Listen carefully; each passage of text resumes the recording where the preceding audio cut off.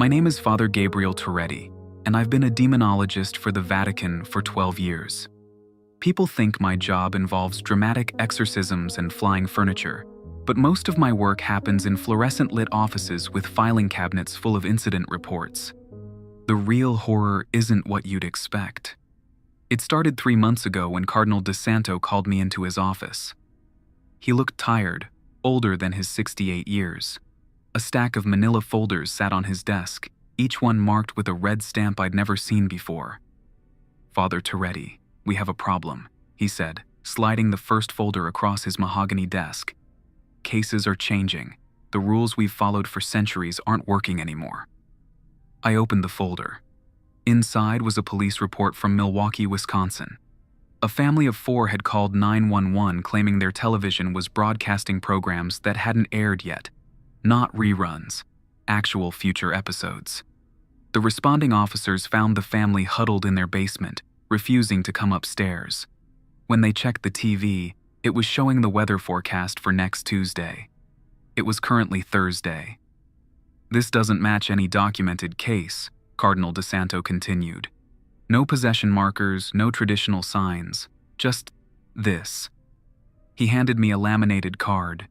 5 simple rules were typed in black ink. Rule 1. Do not watch anything the television shows after midnight. Rule 2. If you hear knocking, count the knocks. Odd numbers mean don't answer. Rule 3. Check your reflection in every mirror before leaving a room. Rule 4. Red candles must be extinguished immediately. Rule 5. If a child asks about their imaginary friend's real name, leave the building. "Where did these come from?" I asked. "That's what you're going to find out," he said. "Every case in that stack follows these same rules. Different families, different cities, different countries, but always these 5 rules." I flipped through the folders. Phoenix, Arizona. A grandmother started receiving phone calls from her deceased husband, but only during her grandson's violin practice. Dublin, Ireland. A bookstore owner found customers buying books that didn't exist, paying with currency from countries that had been defunct for decades. São Paulo, Brazil. A priest reported that his church bells rang every hour except 3 a.m., and during that silent hour, people would gather outside and just stand there. Each case file contained the same laminated rule card. "Have you tried ignoring the rules?" I asked. Cardinal DeSanto's face went pale. "Read the Tokyo file." I found it near the bottom of the stack. A Japanese businessman named Tanaka had received the rules after his apartment started rearranging itself every night. He'd wake up to find his furniture moved, his kitchen utensils sorted by size, his books alphabetized. The rules appeared on his kitchen table one morning. Tanaka thought the rules were ridiculous. He deliberately broke Rule 1, staying up past midnight to watch his television. According to his neighbors, they heard him laughing at first, then screaming. When police broke down his door, they found him sitting cross-legged in front of his TV, eyes wide open, not blinking. He'd been dead for 16 hours. The television was showing a program about his own death. "The rules aren't suggestions," Cardinal DeSanto said quietly. "They're protective measures. But we don't know who's making them or why they're spreading." I spent the next week reviewing every file. The pattern was always the same. Strange events would begin happening to ordinary people. Within 72 hours, they'd find the rule card somewhere in their home. Those who followed the rules continued living normal lives, just with these odd restrictions. Those who broke them. Well, let me tell you about the Melbourne case. Dr. Patricia Wilson was a psychiatrist who prided herself on logic and reason. When her patients started talking about seeing her in their dreams, not as herself, but as a completely different person, she dismissed it as mass hysteria. Then she found the rule card in her office filing cabinet. She broke Rule 3. According to her nurse, Dr. Wilson had gone to the bathroom between appointments. She came out 15 minutes later, but something was different. She walked differently, held her head at an odd tilt, and kept asking people to repeat their names even though she'd known them for years. The nurse said it was like Dr. Wilson was wearing someone else's personality, like an uncomfortable suit. Dr. Wilson's husband found her that night standing in their bedroom, staring at the mirror. When he asked what she was doing, she turned around and smiled with too many teeth. "I'm checking," she said, "but I can't find myself in there anymore." They found her body the next morning. The mirror was shattered, and written in the glass fragments were the words, "She forgot to look." I called Cardinal DeSanto after reading that file. "Your Honor, these aren't demonic possessions," I said. "This is something else entirely." "I know," he replied. "That's why you're going to Milwaukee first.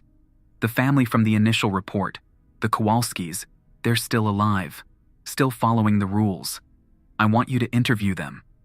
And then you're going to find out where those rules came from." The flight to Milwaukee took 4 hours. I used the time to memorize every detail of the Kowalski case. Jim and Marie Kowalski, both in their 40s, lived with their 2 children, Anna, age 12, and David, age 8. Jim worked at a paper mill. Marie taught kindergarten. They were ordinary people living an ordinary life until their television started showing them tomorrow. Their house was a modest 2-story colonial in a quiet neighborhood. Jim answered the door before I could knock. He looked like a man who hadn't slept well in months. "Father Toretti? We've been expecting you." The living room felt normal, except for one thing. The television was unplugged and turned to face the wall. "We don't watch it anymore," Marie explained when she saw me looking. "Not since we found the rules." Their daughter Anna sat at the kitchen table doing homework. She looked up when I entered. "Are you here about the TV man?" she asked. "The TV man?" Jim and Marie exchanged glances. "Anna thinks she sees someone in the reflection of the blank screen sometimes," Marie said. "Even when it's unplugged." "What does he look like?" I asked Anna. She scrunched up her face, thinking. "Like a regular person, but backwards. He wears our clothes, but they're inside out. He waves, but with the wrong hand." I felt something cold settle in my stomach. "How often do you see him?" "Every day at 3:15, she said matter-of-factly. "That's when I get home from school. He's always there, waiting. But I don't wave back because Mommy said not to talk to strangers, even TV strangers." That evening, I sat with the family as they followed their routine. At 11:45 p.m., they all went upstairs. At midnight exactly, I heard the television turn on downstairs. I didn't go look. Rule 1 was very clear, but I could hear it playing something. Voices I almost recognized, music that sounded familiar but slightly off-key. It played for exactly 1 hour, then clicked off. The next morning, Jim looked exhausted. "Did you hear it last night?" he asked over coffee. "Yes." "It was playing our conversation from yesterday," he said quietly. "But in the show you never came to visit. In the show, Anna talked to the TV man. In the show, He stopped talking and stared into his mug. "What happened in the show, Jim?" "She disappeared into the screen, and the TV man took her place." I spent 3 more days with the Kowalskis, documenting everything. The rules weren't just protection. They were a barrier between their reality and something else. Something that wanted in. On my last day, 8-year-old David asked me a question that made my blood freeze. "Father, do you want to meet my imaginary friend? His real name is Gabriel, just like yours." I was out of that house and on a plane back to Rome within 2 hours.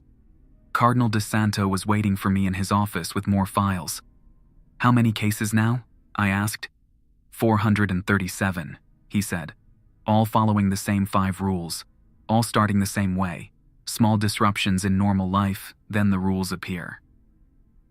"Your Honor, I think we're dealing with something that's trying to replace our reality with its own." "Explain." I pulled out my notes from Milwaukee.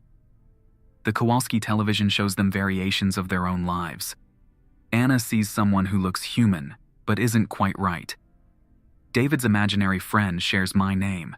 It's like something is studying us, learning how to be us. Cardinal DeSanto nodded grimly. I've reached the same conclusion. The question is, what do we do about it? We need to find the source, I said.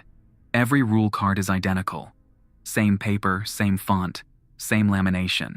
Someone or something is producing them. I have a lead, he said, sliding another folder across the desk.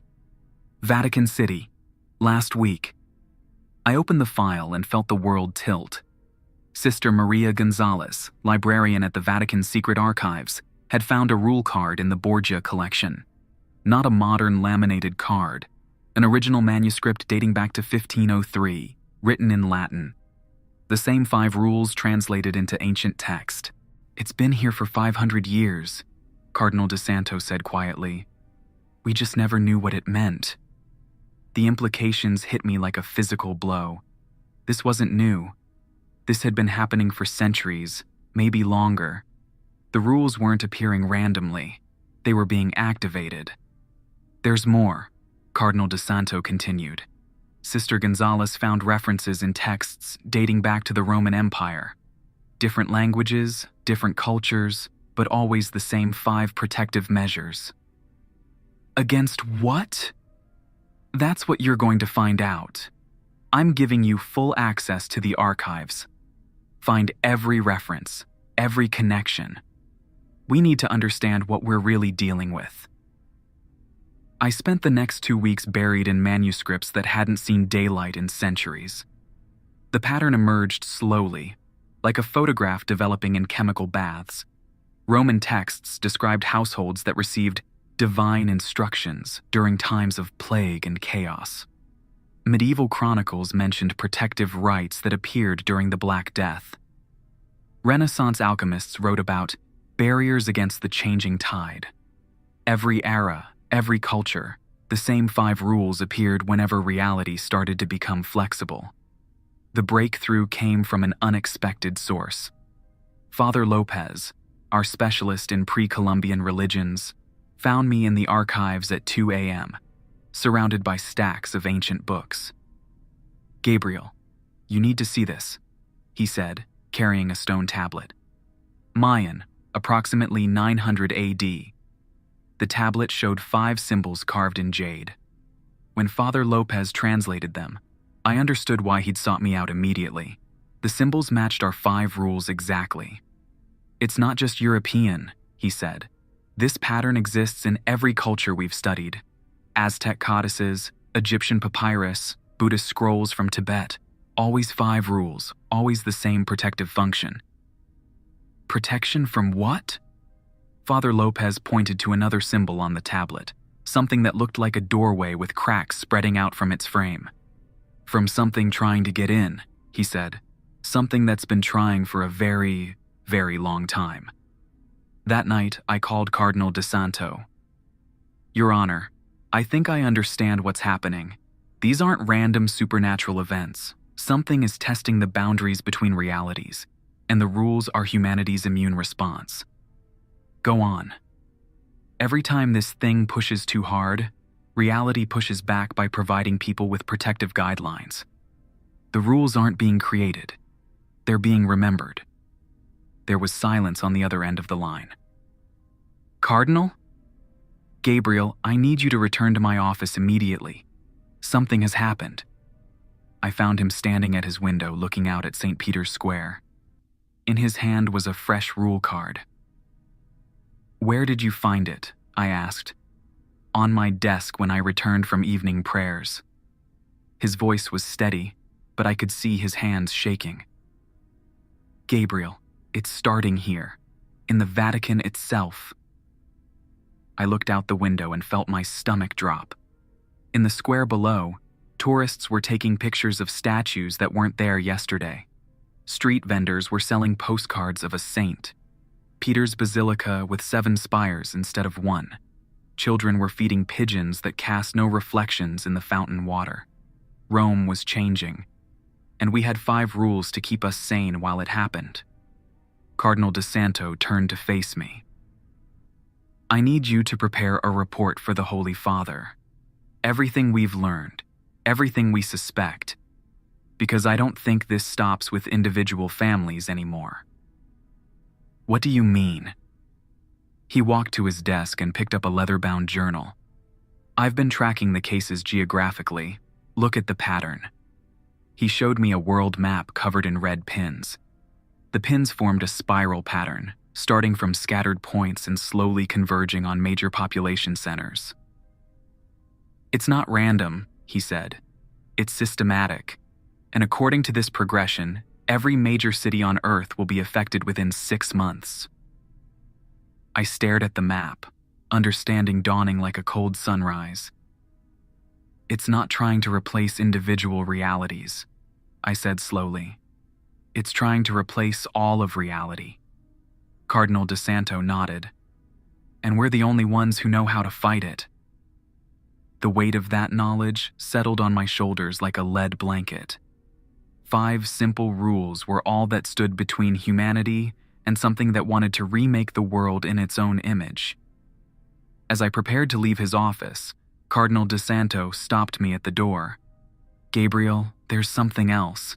When I found the rule card tonight, it wasn't the only thing on my desk." He handed me a leather journal, its pages yellowed with age. "This appeared next to it. It's written in multiple languages, Latin, Greek, Aramaic, languages I don't even recognize." I opened the journal carefully. The first page was in Latin, written in what looked like medieval script. "The 5th cycle begins when mirrors show tomorrow, and children speak with voices not their own." "5th cycle?" I asked. "Keep reading." I flipped through the pages. Each entry was dated, but the dates made no sense. Some were from centuries ago, others from years in the future, but all described the same pattern: reality becoming fluid, protective rules appearing, and then nothing. Each cycle's entries just stopped. "What happened to the people who wrote this?" Cardinal DeSanto pointed to the final entry, written in modern English. "Day 127. The rules no longer hold. We see ourselves walking in the streets, living our lives, but we know we are not them, and they are not us. Tomorrow I will check my reflection one last time. If I am not there, burn this journal." The handwriting was shaky, desperate. At the bottom of the page was a signature: "Father Antonio Benedetti, Vatican City, 1954. "I knew Father Benedetti," Cardinal DeSanto said quietly. "He disappeared in 1954. We assumed he'd lost his faith and left the priesthood, but according to Vatican records, he never left the building. He was seen in the halls, attending masses, performing his duties. But other priests said he was different, like someone wearing his face who didn't quite know how to use it. I felt something cold crawl up my spine. The same thing that happened to Dr. Wilson in Melbourne. Exactly. And now it's happening again, but this time it's bigger, faster. As if summoned by our conversation, every church bell in Vatican City began ringing at once. But they weren't chiming the hour. They were ringing in sequence like a countdown. 10 rings, 9, 8. "Gabriel," Cardinal DeSanto said, looking out the window. "What do you see in St. Peter's Square?" I joined him at the window. At first, everything looked normal. Tourists taking photographs, street vendors selling souvenirs, pigeons pecking at crumbs. But then I noticed the details. The tourists were taking pictures of the same statue from the exact same angle. The vendors were selling souvenirs from countries that didn't exist. The pigeons were flying in perfect formation, like they were following invisible guidelines. 7, 6, 5. "Everyone's following a script," I whispered. "Not everyone," Cardinal DeSanto pointed to a small girl near the fountain. She was maybe 7 years old, standing perfectly still while chaos moved around her. While everyone else repeated their programmed actions, she was staring directly up at our window. Staring at us. 4, 3, 2. The girl raised her hand and waved. Not the enthusiastic wave of a child, but the deliberate, measured gesture of someone much older, much more calculating. 1. The bells stopped. In the silence that followed, I could hear my own heartbeat thundering in my ears. The girl in the square was still waving, still staring, and now I could see that her lips were moving, like she was saying something. "Can you read lips?" I asked Cardinal DeSanto. He squinted. I think she's saying Rule 5. Rule 5. If a child asks about their imaginary friend's real name, leave the building. But she wasn't asking about an imaginary friend. She was the imaginary friend. "Your Honor, we need to leave." "Now, wait." He grabbed my arm. "Look at her reflection in the fountain." I looked. The girl's reflection was there, but it was wrong. The reflection was waving with her left hand while the real girl used her right. The reflection was smiling while the real girl's face remained serious. And the reflection was wearing different clothes. A white dress instead of the red jacket the real girl wore. "The reflection is what she really looks like," Cardinal DeSanto said.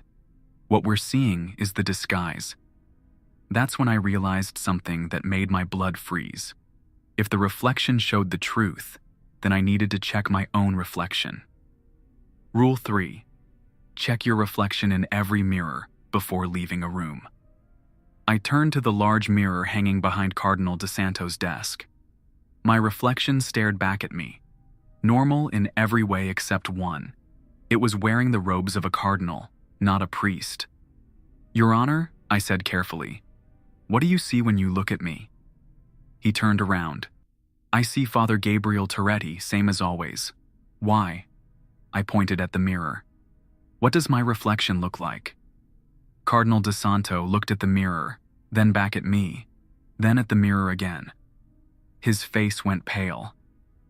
"That's not possible," he whispered.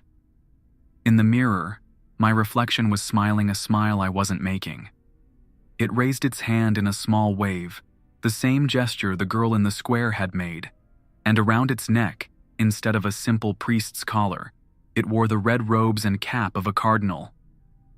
"Gabriel, how long have you been working for me?" 12 years, Your Honor, you know that. But I don't remember promoting you to cardinal."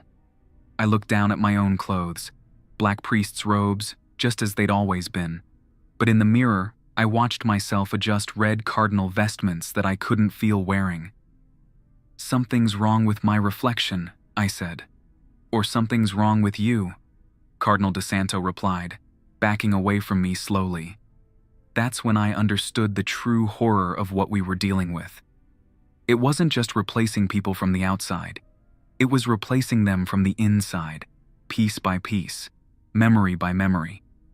The reflection showed what I was becoming, not what I was. "Your Honor, I'm still me. The mirror is showing the change before it happens." "How can I be sure?" I thought quickly. "Ask me something only the real Gabriel would know. Something personal." Cardinal DeSanto studied my face. "What did you call me when you were first assigned to my department? Before you learned proper protocol?" I smiled, remembering. "Uncle Tony, because you reminded me of my Uncle Antonio back in Boston. You made me call you Your Honor for 3 months straight as punishment." Cardinal DeSanto relaxed slightly. "It's still you. But Gabriel, if your reflection is changing, that means the replacement process has already started. We need to figure out how to stop it." I looked at the mirror again. My reflection waved once more, then pointed toward the window. In the square below, the little girl was gone, but standing in her place was a man in red cardinal robes who looked exactly like my reflection. "It's not just changing me," I said. "It's using me as a template to create more." Cardinal DeSanto grabbed the ancient journal and thrust it into my hands. Father Benedetti wrote about this, read the entries from day 89 onward. I flipped to the section he indicated. The handwriting became more frantic with each entry. Day 89. Saw myself leaving the Vatican Library, but I was still inside reading. When I followed to investigate, the other me was gone. Day 94. 3 priests reported seeing me in the chapel during morning prayers. I was asleep in my cell at that time. Day 101. Cardinal Montani asked why I missed our meeting yesterday. I never scheduled a meeting with Cardinal Montani. Day 108. Found my own signature on documents I never signed. The handwriting is perfect, but I have no memory of writing these reports.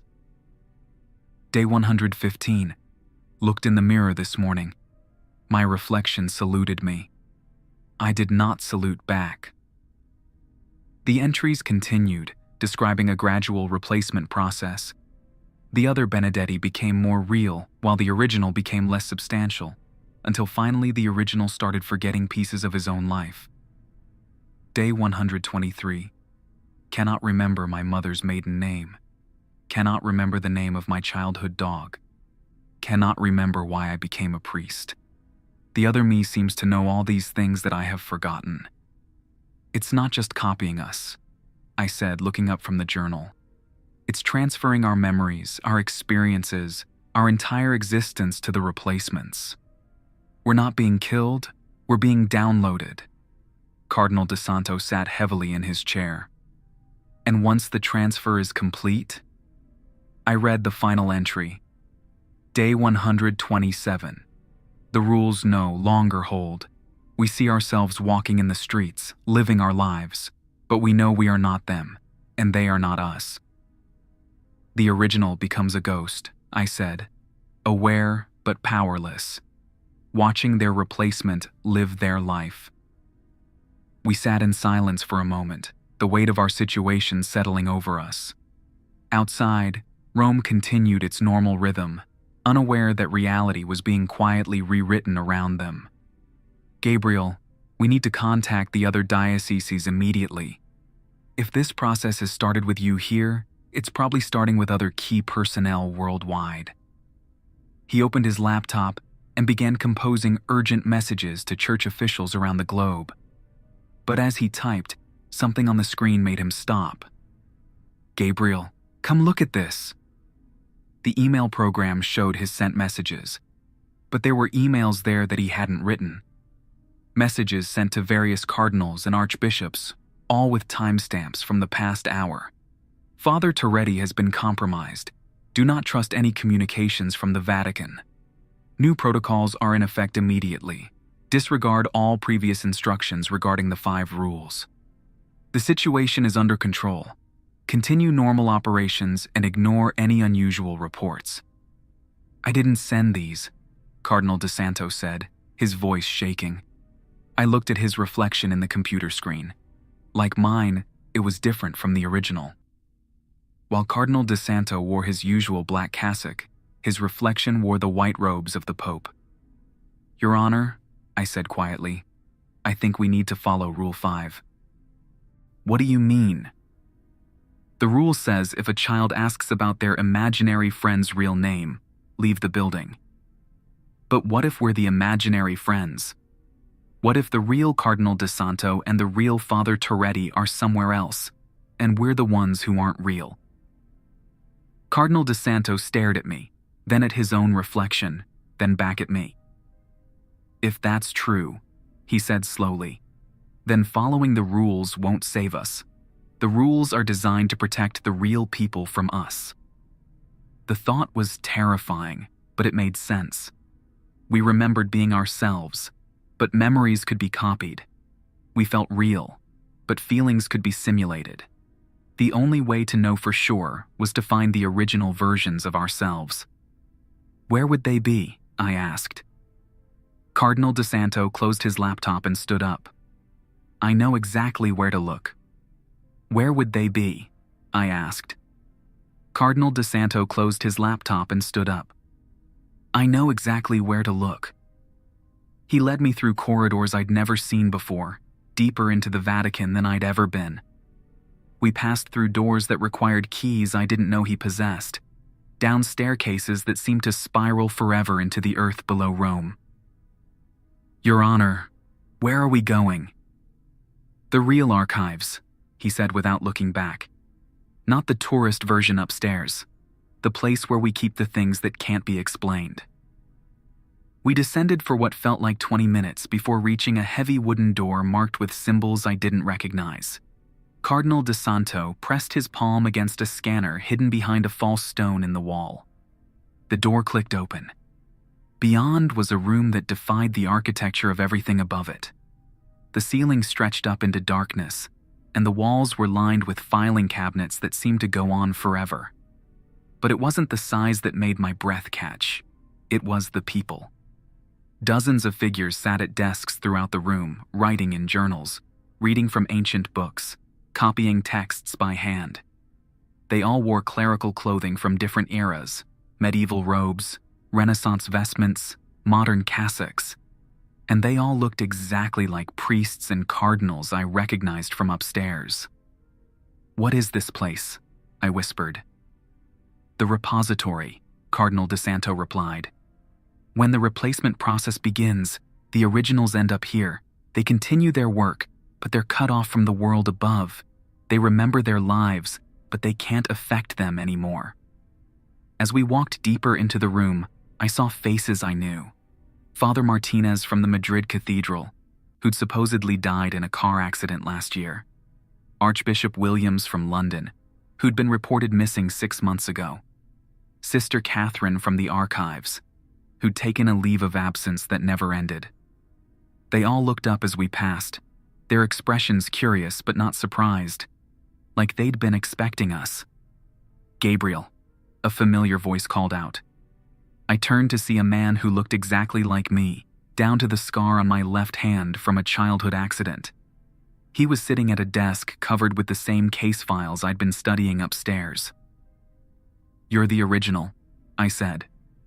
He nodded. "I've been here for 3 days, ever since you started appearing in my place. I've been trying to figure out how to get back, but the rules don't work down here. This place exists outside their protection." I approached his desk. The files he was working on contained cases I'd never seen, incidents from the past week that my replacement self had apparently been investigating. "What's happening up there?" the original Gabriel asked.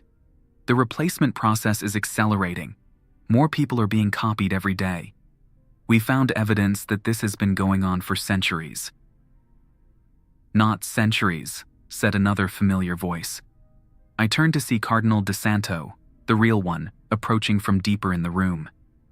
He looked older than the version upstairs, more tired, but his eyes held a clarity that the replacement lacked. "Millennia," he continued. "This room has existed since the founding of the church. Every time reality becomes unstable, originals end up here while copies take their place above." "But why?" I asked. "What's the purpose?" The real Cardinal de Santo gestured for us to follow him to a section of the room I hadn't noticed before. Here, the walls were covered with maps, diagrams, and photographs spanning centuries of incidents. "It's not random," he explained. "The replacements aren't just copying us, they're preparing for something. Each cycle, they gather more knowledge, more resources, more influence. They're building toward a final event." He pointed to a large map of the world covered in red pins.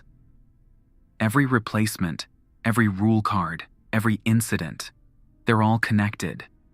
The entity behind this isn't just trying to replace individual people, it's trying to replace the entire structure of reality." "How?" the original Gabriel asked. "Through faith," Cardinal de Santo replied. "Think about it. Who do people trust more than anyone else? Who do they turn to when they're afraid, when they need guidance, when reality itself seems to be breaking down?" The implication hit me like a physical blow. Religious leaders. Exactly. By replacing key figures in every major religion worldwide, the entity can control how humanity responds to supernatural events. When people follow the 5 rules, they're not just protecting themselves, they're participating in a massive ritual. I stared at the map, understanding dawning. The rules aren't protection, they're part of the process. "Rule 1, the original Gabriel said, reading from his notes. "Do not watch anything the television shows after midnight. But what if midnight is when the entity needs people to be asleep, unaware of what's happening around them? Rule 2, I continued. If you hear knocking, count the knocks. Odd numbers mean don't answer. But what if the knocking is people trying to warn others, and the odd numbers are code for danger? Cardinal DeSanto nodded grimly. Rule 3, check your reflection in every mirror before leaving a room. Ensuring people become obsessed with their reflections, making them more susceptible to replacement. Rule 4, red candles must be extinguished immediately. Red candles are used in protective rituals. Extinguishing them removes actual protection. And Rule 5, the original Gabriel finished, if a child asks about their imaginary friend's real name, leave the building. Children are often the first to see through the deception. The rule makes adults abandon them when they try to warn people. The real Cardinal DeSanto walked to a large chart covered in dates and locations. Every 73 years, the replacement process accelerates dramatically. We're in the acceleration phase now. In 6 days, on the feast of St. Michael the Archangel, the entity will attempt its final push. What happens then? Every major religious leader on earth will be a replacement. When they speak, when they guide their congregations, when they interpret divine will, it won't be human wisdom. It will be the entity's influence channeled through familiar faces. I studied the chart more closely. What can we do to stop it? That's what we've been working on down here, said a voice I recognized as Sister Catherine. She approached carrying a thick folder. We've identified the source. She opened the folder to reveal photographs of a location I didn't recognize, a stone chamber with 5 mirrors arranged in a pentagon pattern. The Chamber of Reflections, she explained. It's located beneath the Sistine Chapel. The mirrors aren't just reflecting our reality. They're windows to the entity's realm.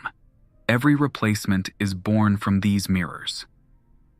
Why hasn't anyone sealed it? I asked. Because officially, it doesn't exist, Cardinal DeSanto replied. The replacement cardinals have erased it from all records. Only we remember it now. The original Gabriel stood up from his desk.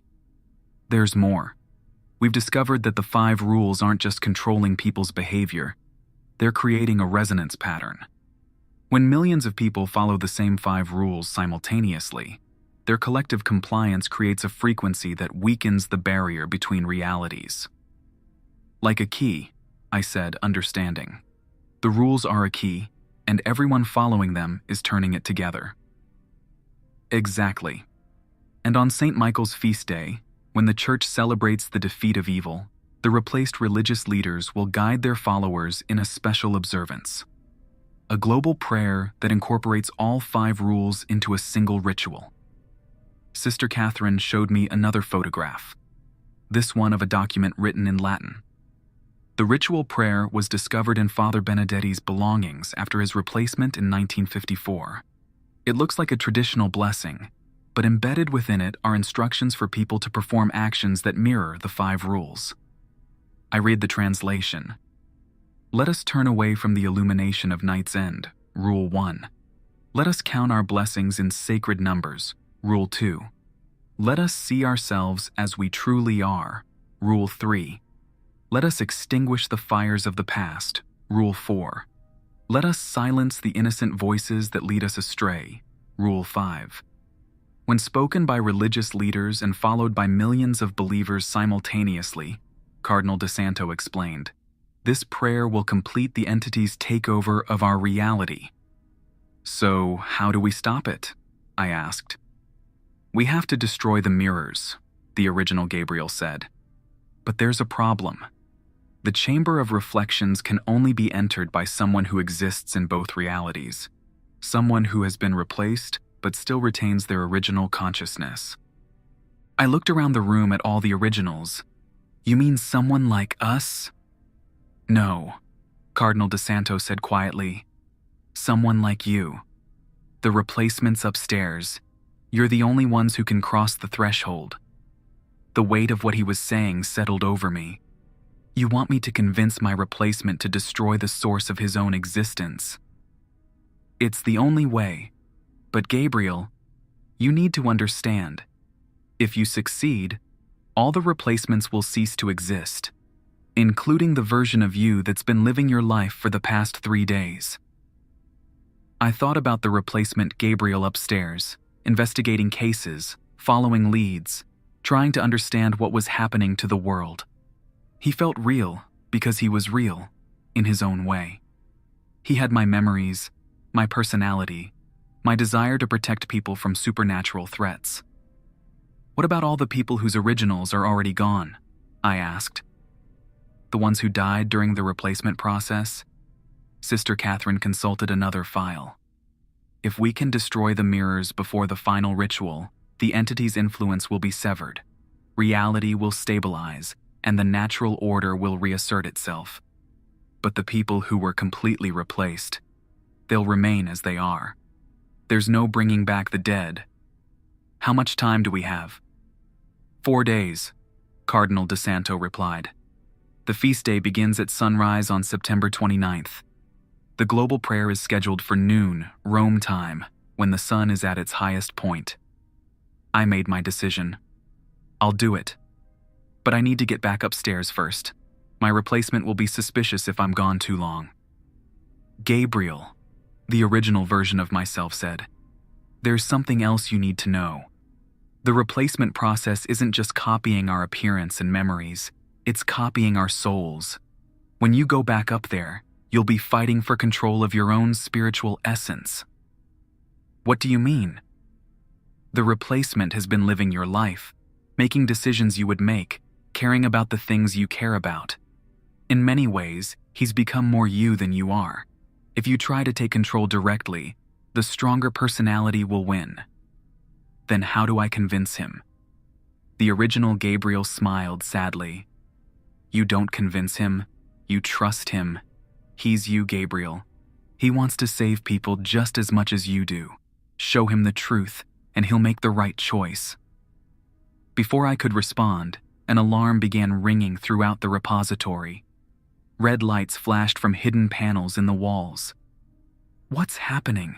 I asked. Cardinal DeSanto ran to a bank of monitors I hadn't noticed before. The screens showed various locations throughout the Vatican, but something was wrong with the images. People were moving in perfect synchronization, like they were all following the same silent instructions. The replacement process has accelerated, he said. It's not just religious leaders anymore. Everyone in Vatican City is being copied. On the screens, I watched as crowds gathered in St. Peter's Square, all facing the same direction, all moving with the same rhythm. They raised their hands in unison, lowered them in unison, turned their heads left and right in perfect coordination. They're practicing, Sister Catherine whispered, for the final ritual. I watched the screens in horror as thousands of people performed the same movements over and over, like a massive rehearsal for something terrible. I have to go back now, I said. If I wait any longer, my replacement might not be in control anymore. Cardinal DeSanto handed me a small device that looked like a remote control. This will disrupt the mirror's resonance frequency. You'll only have one chance to use it, and you'll need to be in the center of the chamber when you activate it. What will happen to me? We don't know, he admitted. You might cease to exist along with all the other replacements. You might return here to the repository, or you might find a way to reclaim your original life. I took the device and headed toward the door. As I reached it, the original Gabriel called out to me. Remember, he said, you're not just saving the world. You're saving yourself, all versions of yourself. The climb back to the surface felt longer than the descent. With each step, I felt the weight of what I had to do pressing down on me. I wasn't just asking my replacement to sacrifice himself. I was asking him to trust that destroying the source of his existence was the right thing to do. When I reached Cardinal DeSanto's office, I found my replacement exactly where I'd left him, staring out the window at the synchronized crowds below. Where did you go? He asked without turning around. "I found the originals," I said. "I found us." He turned to face me, and I saw my own face wearing an expression I'd never made before. A mixture of sadness and understanding that belonged to someone who'd accepted a terrible truth. "I know," he said simply. "I've known since yesterday. The question is, what are we going to do about it?" I stared at my replacement, trying to process what he'd just said. "You know, that I'm not the original? That I'm a copy created 3 days ago with your memories and personality?" He walked to Cardinal DeSanto's desk and sat down heavily. It became obvious yesterday when I tried to remember my first day at the seminary. I could recall the facts, the date, the building, the professors, but I couldn't remember the emotions, the excitement, the nervousness, the sense of purpose that drove me to join the church. I have the memory of having those feelings, but not the feelings themselves. Then why haven't you done anything about it? "Because I care about the same things you do," he said. "I want to protect people from supernatural threats. I want to serve God and help those in need. The fact that I'm a copy doesn't change my desire to do the right thing." I pulled the disruption device from my pocket. "The original sent me back with this. It can destroy the source of the replacement process, but it will destroy me in the process," he finished. "I figured as much." We sat in silence for a moment, two versions of the same person contemplating an impossible decision. "How do I know you're really willing to do this?" I asked. "How do I know this isn't part of the entity's plan?" My replacement smiled. The same crooked smile I'd seen in mirrors my entire life. "Because I'm about to tell you something that only the real Gabriel Toretti would know. Something so embarrassing that the entity would never include it in a copy's memories." "What?" "When I was 8 years old, I stole a candy bar from Murphy's Corner store in Boston. I felt so guilty that I couldn't sleep for 3 days.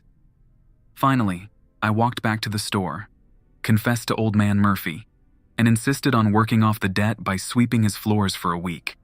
He was so impressed that he gave me a job every summer through high school." I stared at him. I'd never told anyone that story. Not my parents, not my friends, not even in confession. It was a private shame I'd carried my entire life. "The entity might copy memories," he continued, "but it can't copy the weight of personal guilt. That candy bar taught me that doing the right thing matters more than personal consequences. It's why I became a priest. And now you're willing to sacrifice yourself for the same principle."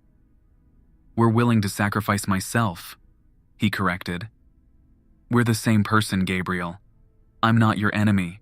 I'm you, dealing with an impossible situation."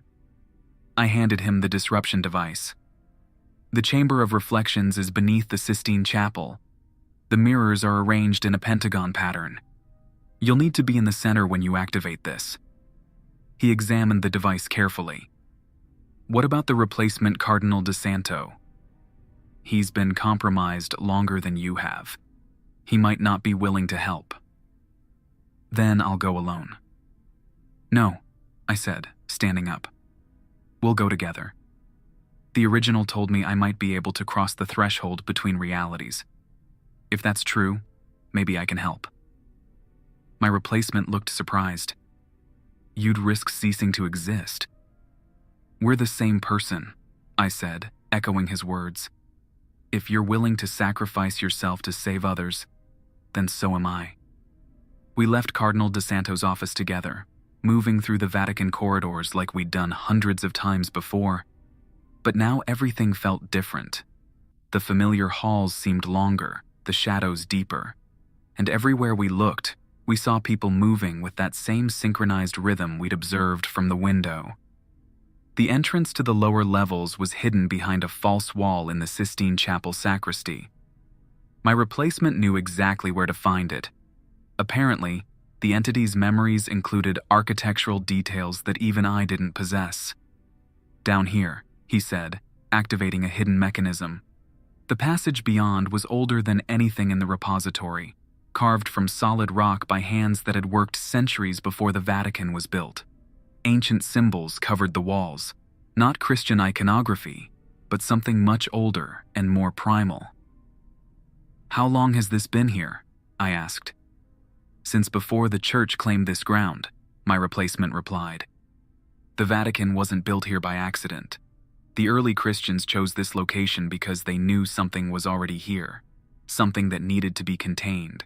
We descended for several minutes before reaching the Chamber of Reflections. The room was exactly as Sister Catherine had described. 5 mirrors arranged in a perfect pentagon, each one tall enough for a person to walk through. But the mirrors weren't reflecting the chamber around us. Each one showed a different scene. The first mirror displayed Vatican City as it existed now, with synchronized crowds and replaced leaders. The second showed Vatican City as it had been yesterday, before the acceleration began. The third showed a version where the Vatican was built from black stone instead of white marble, where the crosses were inverted and the artwork depicted scenes of submission rather than salvation. The fourth mirror was completely dark, as if it looked into a void where no light could exist. The fifth mirror showed the chamber itself, but from an angle that shouldn't have been possible. In its reflection, I could see myself and my replacement standing at the center of the pentagon, but there were other figures there too, shadowy forms that moved independently of our actions. "The entity's representatives," my replacement said, noticing my stare. "They're here, but not in our reality. Not yet." "What happens when we activate the device?" "According to the original's research, it should shatter the connection between realities. The mirrors will become normal glass, the replacement process will stop, and reality will stabilize. And will cease to exist." "Probably. But Gabriel, look at what we're preventing." He pointed to the third mirror, where the black stone Vatican was showing a different scene now. Millions of people knelt in perfect rows, their faces blank, their movements controlled by unseen forces. Children walked among them, but their eyes were empty, their expressions vacant. The entire human race had become puppets. "That's what happens if we fail," he said. "That's the entity's final goal." I pulled out my phone and checked the time. We had less than an hour before sunrise on St. Michael's feast day. "Are you ready?" I asked. My replacement nodded and stepped to the center of the pentagon. As soon as he crossed into the middle of the chamber, the mirrors began to pulse with light. The scenes within them became more vivid, more real. I could hear sounds emanating from each reflection, voices chanting, machinery humming, wind blowing across empty landscapes. "Gabriel," my replacement called out, "something's wrong." "The device isn't responding." I looked at the disruption device in his hands. The small screen that should have shown activation options was blank. "Maybe it needs both of us," I said, stepping into the center of the pentagon beside him. As soon as I joined him, the chamber filled with a sound like breaking glass. The shadowy figures in the fifth mirror became clearer, more substantial, and I realized they weren't representatives of the entity. They were other versions of us. Dozens of Gabriel Torettis from different timelines, different realities, all facing the same choice we face now. Some wore the robes of cardinals, others dressed as ordinary priests. Some looked older, others younger, but all carried the same expression of determined sacrifice. "The previous cycles," my replacement whispered. "We've done this before." The device in his hand suddenly activated, its screen showing a simple message. "Synchronization complete. Activate." "Together?" he asked. "Together," I confirmed. We pressed the activation button simultaneously. The mirrors exploded outward in a cascade of silver fragments that seemed to hang in the air like suspended stars.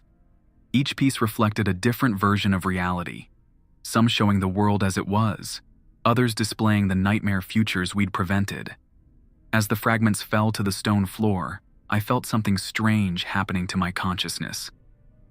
Instead of fading away, I felt myself becoming more solid, more real.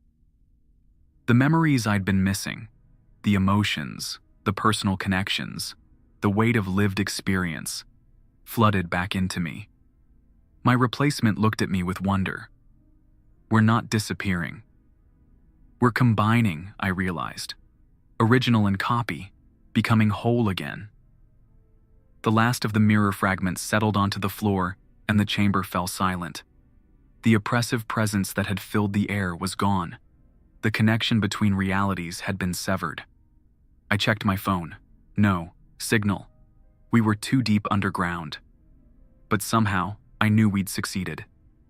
When we finally climbed back to the surface, Rome looked different. The synchronized movements had stopped. People in St. Peter's Square were taking photographs, feeding pigeons, living their normal lives. The seven-spired basilica had returned to its familiar single dome. Cardinal de Santo, the real one, was waiting for us in his office. "How do you feel?" he asked. I considered the question carefully. I had memories of being in the repository, but also memories of the past 3 days investigating cases upstairs. I remembered both perspectives of our conversation about the mirrors. "Complete," I said finally. "For the first time in days, I feel complete." "The replacement process has stopped," Cardinal de Santo confirmed. "Our monitoring stations around the world report that reality has stabilized.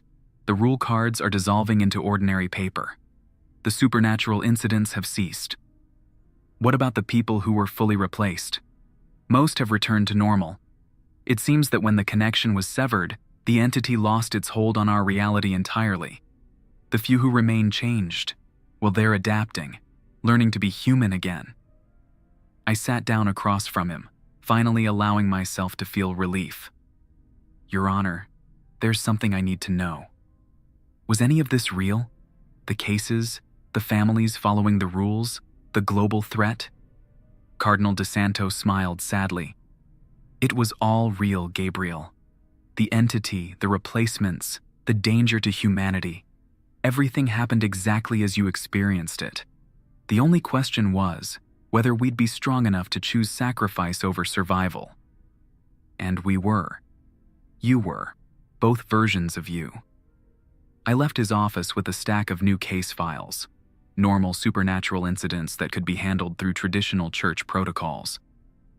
As I walked through the Vatican corridors, I passed other priests and cardinals who nodded with familiar recognition. No strange synchronization. No replaced personalities. Just ordinary people doing extraordinary work in service of something greater than themselves. That night, I knelt in my private chapel and prayed for the first time since the replacement process began. I thanked God for the strength to make the right choice, for the wisdom to trust myself, and for the reminder that sometimes salvation requires us to risk everything we think we are to become who we're meant to be. The 5 rules still existed in my memory, but they held no power over me anymore. They were just words on paper, relics of a threat that had been faced and overcome. I was Father Gabriel Toretti, demonologist for the Catholic Church, and I was finally, completely, myself again.